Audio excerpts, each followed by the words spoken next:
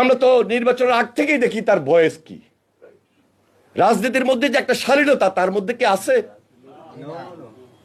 রাজনীতির মধ্যে যে একটা শৃঙ্খলা, রাজনীতির মধ্যে যে একটা শালীনতা তার বক্তব্যের মধ্যে তো আমরা খুঁজে পাই নাই। এমন এমন কথা বলেন, যিনি প্রধানমন্ত্রীকে নিয়ে কথা বলেন, প্রধানমন্ত্রীর পরিবার নিয়ে কথা বলেন, এবং সেখানে অস্ত্রশস্ত্র নিয়ে জিনাইদায় গিয়েছেন। কাদেরকে নিয়ে গিয়েছেন? যারা একসময় এই দেশের ছাত্র রাজনীতিকে কলঙ্কিত করেছিল, যারা একসময় এই দেশের ছাত্র রাজনীতির ভাবমূর্তিকে নষ্ট করেছিল, কালিমা লেপন করেছিল।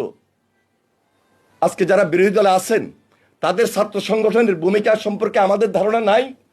আমরা ঢাকা বিশ্ববিদ্যালয়, চট্টগ্রাম বিশ্ববিদ্যালয়, রাজশাহী বিশ্ববিদ্যালয় আমরা দেখি নাই। আজকে তারা প্রকারান্তে ভালো ব্যবহার দেখাচ্ছেন। প্রকৃতপক্ষে ভিতরে কি তাদের ভালো ব্যবহার? এটাও তো জাতিকে বিশ্লেষণ করতে হবে, চিন্তা করতে হবে। সেজন্য এখনো বলছি, সময় আসছে, অনেক লম্বা সময়। এই সময় আমাদেরকে পাড়ি দিতে হবে, আমাদেরকে নদী বাঁচাতে হবে, দেশ বাঁচাতে হবে।